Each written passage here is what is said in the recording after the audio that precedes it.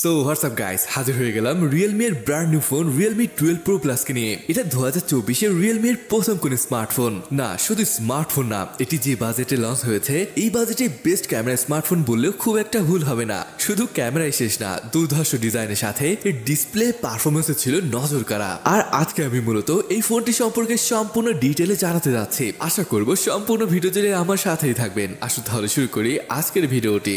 Look at this design. গত বছরের Realme 11 pro plus এর ডিজাইনটা যেমন সবার নজর কেড়েছিল, আমার মনে হয় এবার ওইটা থেকে অন স্টেপ এগিয়ে থাকবে। শুধু ডিজাইনটা একবার দেখুন, ভেগান লেদার, মাঝে আবার গোল্ডেন কালারের লাইন চলে গেছে। সেম ক্যামেরা মডিউলও গোল্ডেন কালারের বর্ডার দিয়েছে, আর ক্যামেরা মডিউলটি দেখতেও বেশ সুন্দর লাগছে। ব্যাক সাইড লেদার এবং কার্ভ, আবার ফ্রন্টকেও কাট করা হয়েছে, যার কারণে ইনহ্যান্ড ফিল দারুণ পাওয়া যাবে। প্রোটেকশনের ব্যাপার আসলে এর ফ্রন্টে Asahi glass D2 star 2 protection ব্যবহার করা হয়েছে। ফোনটির ফ্রেমটি আবার প্লাস্টিকের। এখন যদি পোর্টস এবং বাটন নিয়ে কথা বলি, নিচে রয়েছে speaker grill, USB type C, microphone এবং SIM card tray. Left hand সাইডে কিছুই নেই, উপরে আরো একটি স্পিকার গ্রিল পেয়ে যাচ্ছেন, সাথে আবার নয়েজ ক্যান্সেলেশন মাইকও দিয়েছে। দেন রাইট হ্যান্ড সাইডে রয়েছে পাওয়ার এবং ভলিউম রকার। বড় সাইজের ক্যামেরা মডেল হয় উপরের দিক কিছুটা ভারী মনে হতে পারে, বাট এর ওয়েট 200 গ্রামেরও কম, অর্থাৎ 196.8 গ্রাম। এছাড়া এখানে IP65 এর রেটিংও পেয়ে যাচ্ছেন। চলুন এবার ডিসপ্লে নিয়ে কথা বলি। এখানে পেয়ে যাচ্ছেন 6.7 ইঞ্চের full HD plus curved OLED display, যা রিফ্রেশ রেট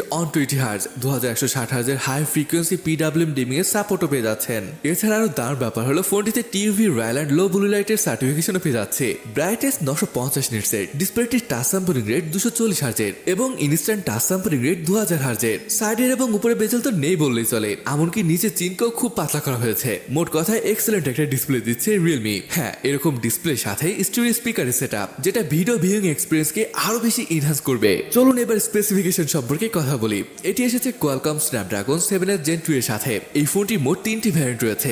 8GB র্যামের সাথে 12GB স্টোরেজ, আরো একটি 8GB র্যামের সাথে 256GB স্টোরেজ, এবং হাইয়েস্ট যে ভ্যারিয়েন্টটি রয়েছে এটি 12GB র্যামের সাথে 256GB স্টোরেজ।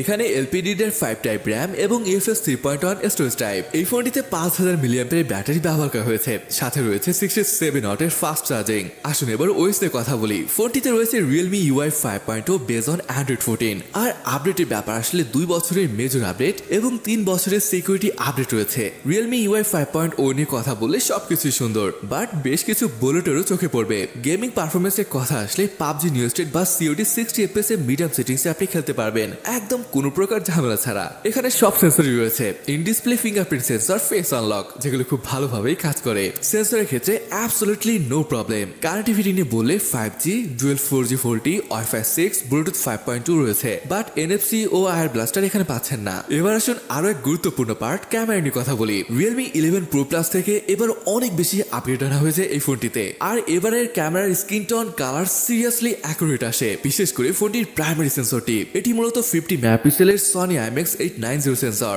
সাথে ওআইএস এর সাপোর্ট পেয়ে যাচ্ছেন। এছাড়া এটি এই প্রাইস রেঞ্জে হয়তো প্রথম কোনো ফোন হবে যেখানে পেরিস্কোপ ক্যামেরা ইউজ করেছে, অর্থাৎ 64 মেগাপিক্সেলের OmniVision OV64B সেন্সর রয়েছে, যেটাতে 3x optical zoom, 6x in sensor zoom, এবং এই সেন্সর দিয়ে সর্বোচ্চ 120x পর্যন্ত জুম করার সুযোগ রয়েছে। এছাড়া 8 মেগাপিক্সেলের আল্ট্রা ওয়াইড সেন্সর পেয়ে যাচ্ছেন। এটা দেখে ভালো লাগলো যে এখানে কোনো প্রকার 2 মেগাপিক্সেলের ম্যাক্রো সেন্সর ইউজ করা হয়নি। এর ছবিগুলোর কালার বেশ অ্যাকুরেট, ভাইব্রেন্ট, দেখতে বেশ ভালো লাগে। ডায়নামিক রেঞ্জও ভালো লাগবে, তবে আল্ট্রা ওয়াইড কিছুটা কালার শিফট করে। বাট ওভারঅল যদি ক্যামেরা সেটআপ নিয়ে কথা বলি, এটা সত্যি ইমপ্রেসিভ ছিল। আর সেলফি ক্যামেরাটি 32 মেগাপিক্সেলের, এবং এটি দিয়েও দুর্দান্ত ছবি নিতে পারবেন। ভিডিওগ্রাফি নিয়ে বলে এর মেইন এবং পেরিস্কোপ ক্যামেরা দিয়ে 4K 30fps শুট করতে পারবেন, যেটা বেশ ভালো বিষয়। যাই হোক, এখন আসুন কিছু ফটো এবং ভিডিও স্যাম্পল দেখে আসি।